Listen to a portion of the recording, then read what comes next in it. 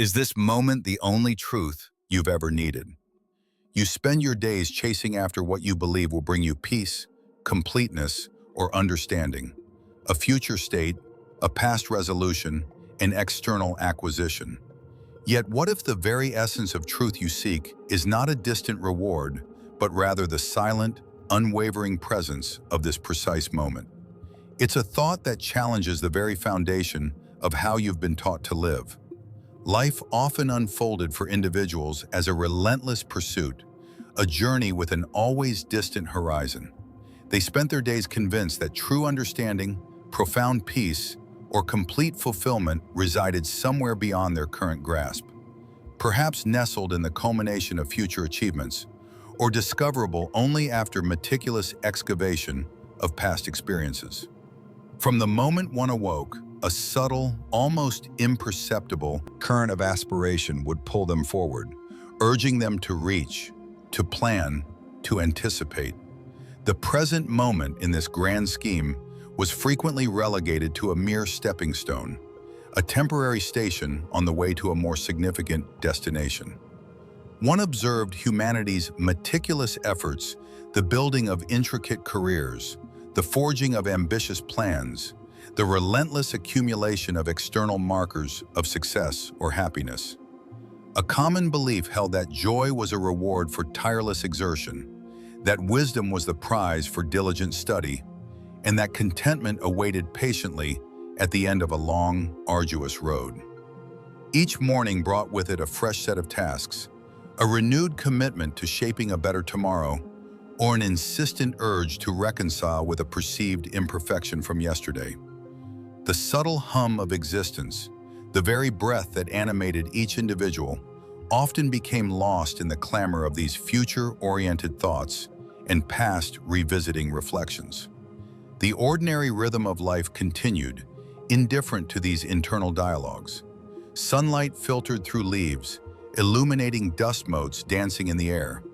The gentle patter of rain against a window pane offered its quiet cadence. A bird's song carried on the breeze, a simple declaration of being. These were the moments, fleeting and often dismissed, that constituted the undeniable fabric of now.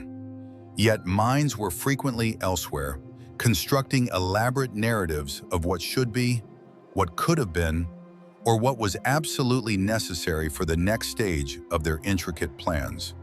The sheer fact of being, the vivid, raw experience of the present instant, was consistently overshadowed by the intricate machinations of purpose and ambition. Despite the diligent pursuit, a subtle unease began to stir within many. A quiet question would occasionally surface, unbidden, during moments of unexpected stillness. Had the promised satisfaction truly arrived with the latest achievement? Did the elusive peace ever fully settle once a long-sought goal was met? The pattern seemed to repeat, a momentary elation, then the re-emergence of that familiar pull towards the next thing. This growing discomfort, though often pushed aside, suggested a deeper truth might be lurking just beneath the surface of their meticulously constructed realities.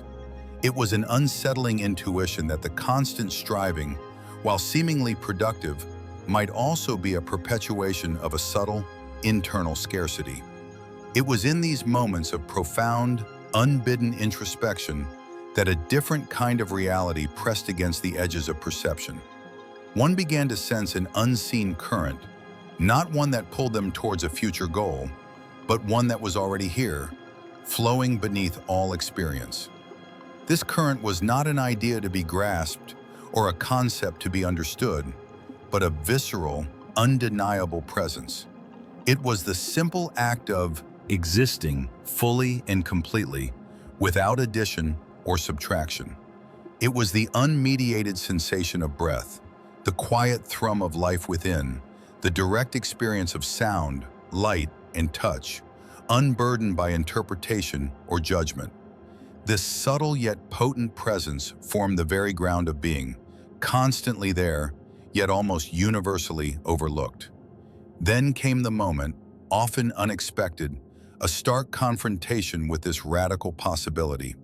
The mind, accustomed to its intricate dances of past and future, found itself abruptly halted. A profound realization struck, not like a gentle dawn, but like a sudden internal tremor, shaking the meticulously constructed scaffolding of one's life's purpose. All effort, all striving, all the fervent belief in a distant completeness seemed to pivot abruptly towards this single, silent point, the immediate, unfolding present. The peak of this internal conflict was not a battle of wills, but a stark clash of paradigms. The deeply ingrained habit of looking away from the present, of seeking betterment or escape in another time, met the undeniable, absolute fullness of the now. It was a profound internal dissonance, a moment when the mind grappled with the unsettling notion that its entire mode of operation, the constant striving, the endless planning, the meticulous analysis, might have been fundamentally misdirected. The clarity of this truth was almost unbearable in its simplicity. It challenged every narrative, every ambition, every deeply held belief about how life was meant to be lived. The pursuit of external goals suddenly felt like a chase after shadows, when the very light one sought had always been within. This was the intense friction, the conceptual upheaval, where the comfort of the familiar path gave way to the unsettling, yet utterly compelling, pull of the undeniable present. All seemed to hinge on this one unshakable insight that perhaps the true, inherent completeness was not something to be acquired, but simply recognized within this very moment. The mind, a remarkable instrument, ceaselessly engaged in its intricate dance, often spun elaborate tapestries of memory and anticipation. It was as if an internal cartographer tirelessly mapped not only the territories already traversed, but also the vast, uncharted lands yet to be explored. This constant engagement, while a testament to its adaptive capacity, frequently pulled one away from the stark, unadorned simplicity of the now. The present, a singular and undeniable point, became overshadowed by the echoes of what had been and the persistent whispers of what might yet unfold. Individuals often found themselves ensnared within these self-constructed mazes. Memories, rich with detail and emotion, could become anchors, fastening consciousness firmly to the past. A past triumph, though long concluded, might fuel a perpetual longing for a return to that zenith, leaving the present feeling lackluster by comparison. Conversely, past regrets, unaddressed words, or perceived failures could manifest as a persistent, low-level thrum of self-judgment, shaping current actions and perceptions through a filter of what had gone wrong. These burdens of what was, rather than being inert historical facts, actively permeated the present, subtly dictating moods, shaping decisions, and coloring the inherent completeness of the moment with hues of nostalgia or remorse. One's identity, too, could become inextricably linked to these narratives. The self, defined by a collection of past events and reactions, rather than by the vibrant, ever-renewing presence of being. Simultaneously, the future exerted its own powerful gravitational pull. Anticipation, both hopeful and anxious, crafted detailed scenarios. There were the grand plans, meticulously laid out, designed to bring about desired outcomes: success, security, contentment. Each step in these mental blueprints became a prerequisite for satisfaction, postponing true peace until a distant, projected point. Then there were the anxieties, the what-ifs that spiraled into countless potential misfortunes, each a compelling phantom obstacle. These future-oriented thoughts, though seemingly practical or protective, created an ongoing sense of incompleteness. The mind, constantly projecting, found the current moment insufficient, a mere waiting room for something better, or a treacherous landscape to be navigated before safety could be attained. Thus, the intricate interplay of past and future fashioned a compelling, yet often illusory reality. The individual, caught between the gravity of memory and the magnetic pull of expectation, unconsciously surrendered sovereignty over their immediate experience. Rather than observing the world as it simply presented itself, the immediate sensation of breath, the sound of a distant chime, the texture of a surface, perception became filtered through the dense foliage of mental constructs. A sudden noise might instantly trigger a memory of a past threat. A new opportunity might be immediately weighed against a history of perceived failures or a future fear of inadequacy. This was the labyrinth, a complex internal architecture where mental projections superseded direct apprehension, where the mind's own productions dictated what was deemed real. Slowly, almost imperceptibly, a shift began for some. The intense friction experienced previously, the stark realization that the constant striving might be misdirected, gave way to a nascent curiosity. Instead of being entirely swept away by the current of thought, a subtle distance emerged. One began to notice the mind's incessant habit of narrating, judging, and forecasting. It was a nascent form of observation, a quiet witnessing of the mental machinery at work. The past was seen, not as an inescapable prison, but as a collection of recalled images and sensations.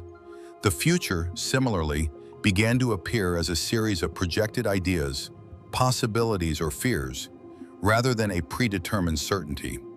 This dawning awareness brought with it a subtle falling away of the intensity of internal conflict. It was not a cessation of thought, but a lessening of its absolute hold. The recognition of these mental operations as operations, rather than as ultimate truths, introduced a nascent space. Within this newfound space, however small, the stark simplicity of the present moment began to glimmer, no longer entirely obscured by the shadows of what was and the spectral figures of what might be. The individual had begun to glimpse the mechanism of their own displacement, fostering the quiet possibility of simply being rather than perpetually becoming. The mind, a tireless weaver, had constructed elaborate tapestries of past and future, pulling attention away from the immediate. Yet within the ceaseless churn of daily existence and the relentless activity of thought, there lay an unnoticed counterpoint, a profound and unyielding stillness.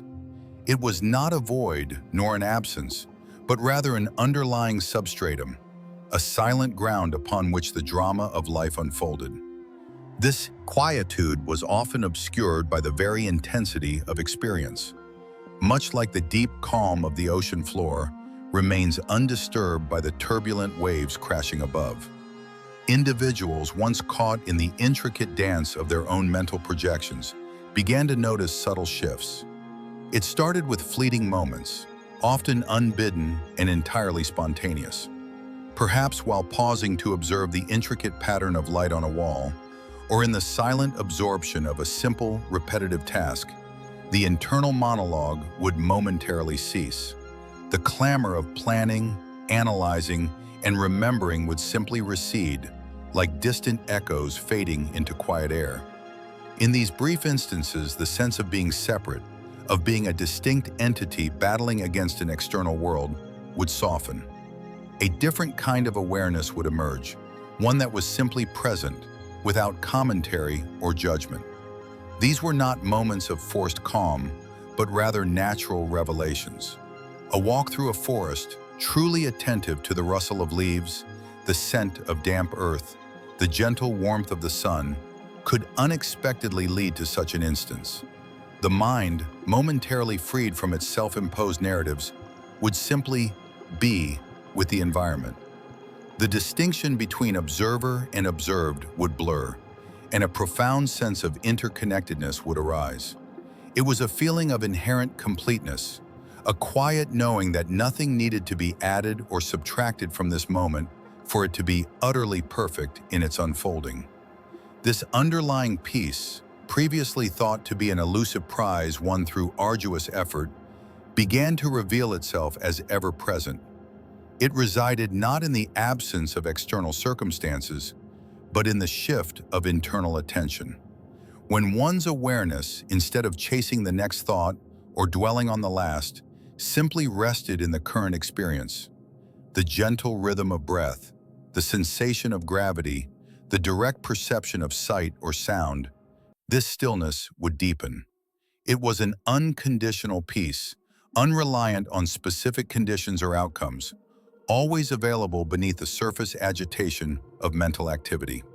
For many, these occurrences initially felt like anomalies, fortunate accidents of quietude.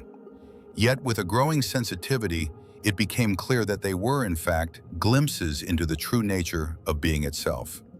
They were not temporary escapes from reality, but rather a direct apprehension of reality's fundamental essence.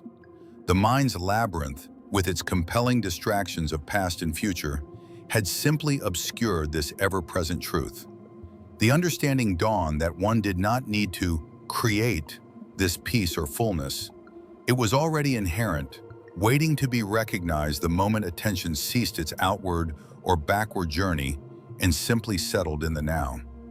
The falling conflict manifested not as a dramatic defeat of the mind, but as a gentle unraveling of its absolute authority. The incessant grip of future anxieties began to loosen as the present revealed its own surprising adequacy.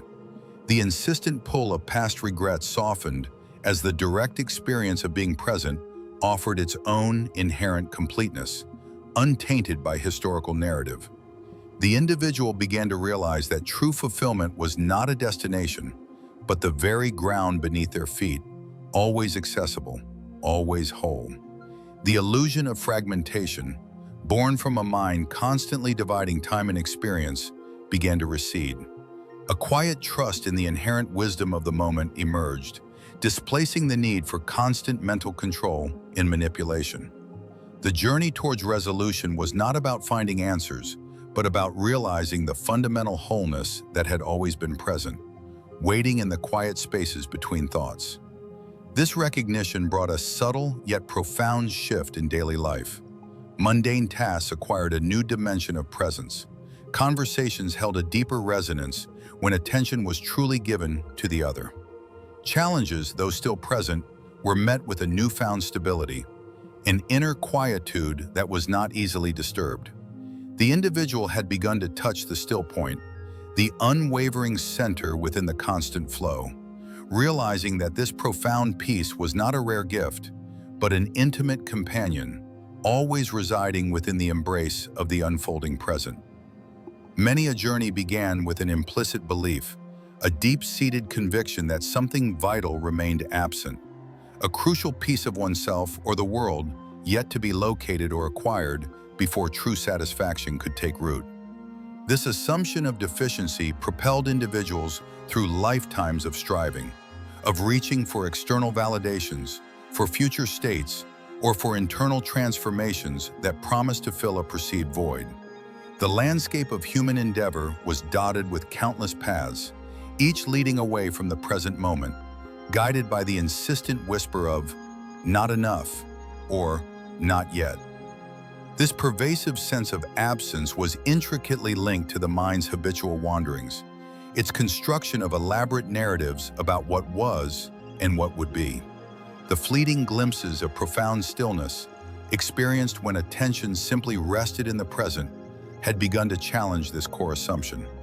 These moments had revealed a quiet, underlying peace, a sense of inherent fullness that seemed to require no external contribution.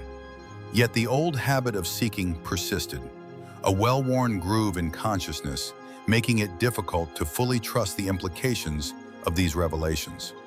What if, the quiet question began to form, the very premise of seeking was fundamentally misdirected?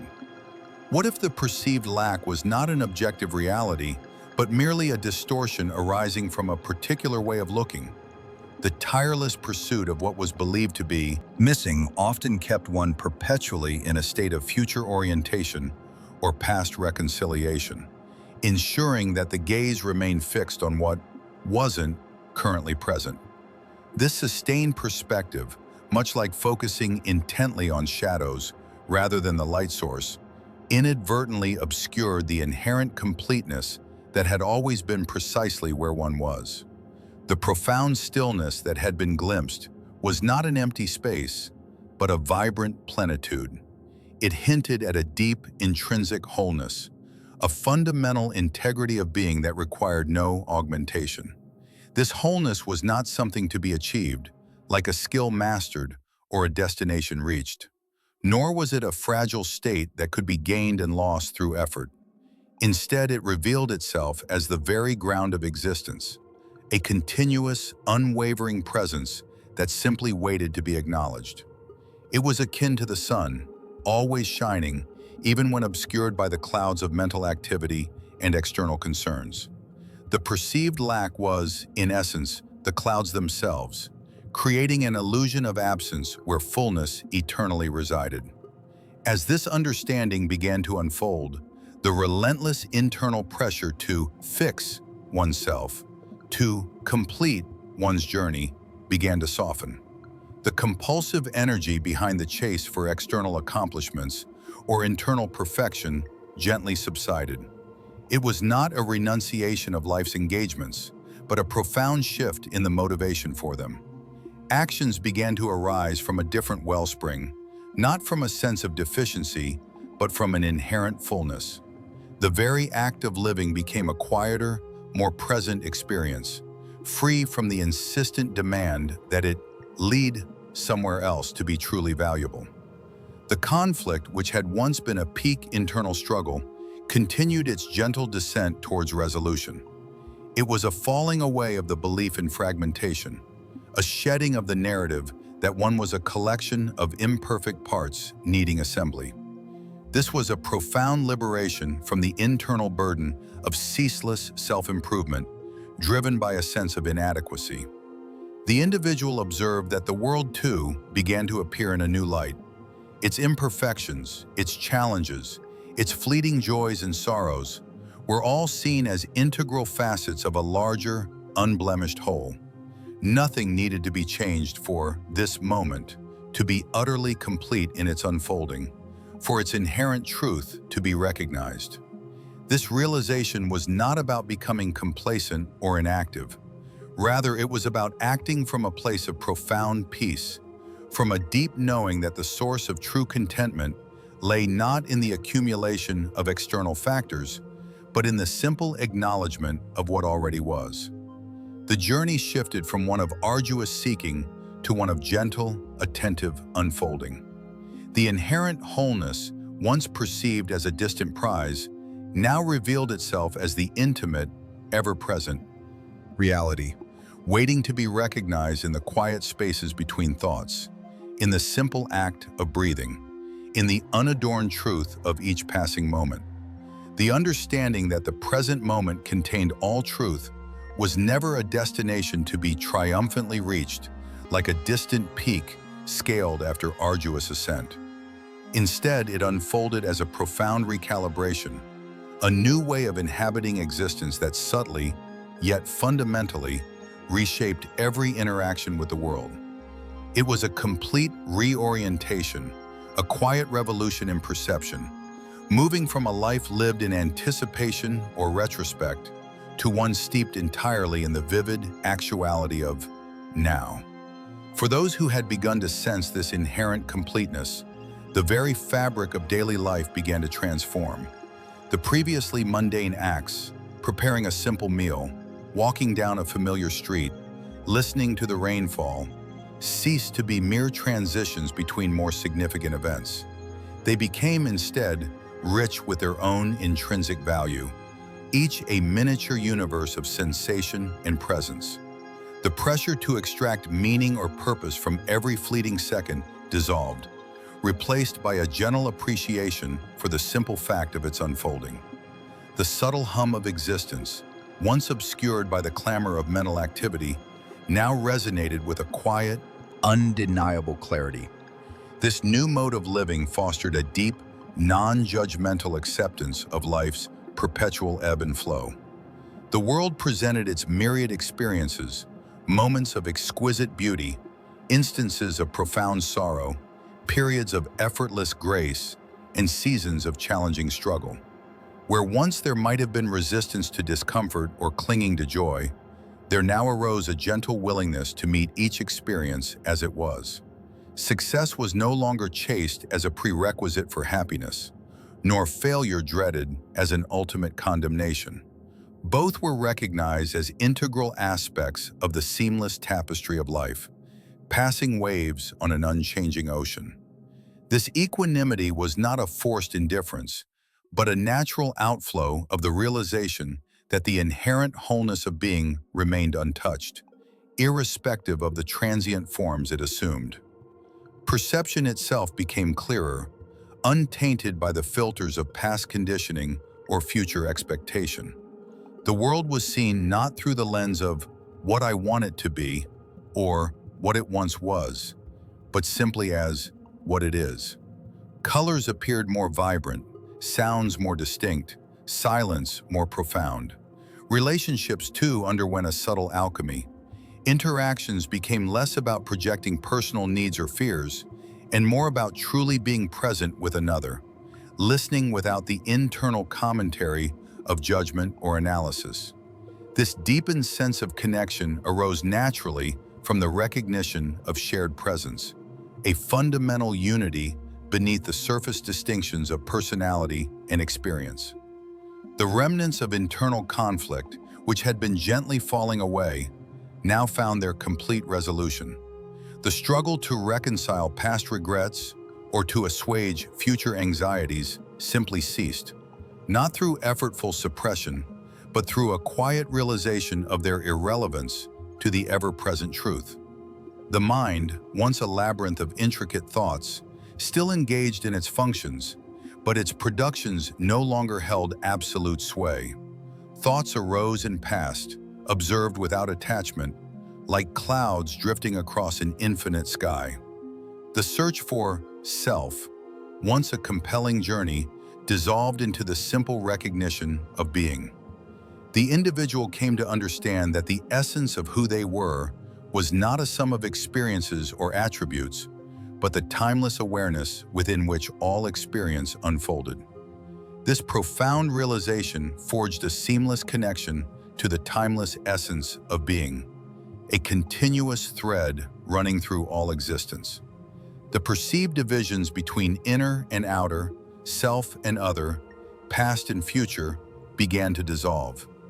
One understood that the very energy animating a single breath was the same current flowing through the entirety of creation. There was no longer a need to seek meaning, for meaning was inherent in every unfolding instant. There was no longer a need to find completeness, for completeness was the fundamental nature of existence itself. Life continued, with all its complexities and demands, but it was now lived from a different ground. The actions undertaken, the relationships cultivated, the challenges faced, all emerged from a deep wellspring of peace and a quiet knowing of inherent wholeness. The understanding that the present moment was the only truth one ever needed transformed into a living reality, an open, non-resistant embrace of the continuous, unblemished flow of being. It was a quiet triumph of presence, an enduring testament to the simplicity and profundity of simply being here, now.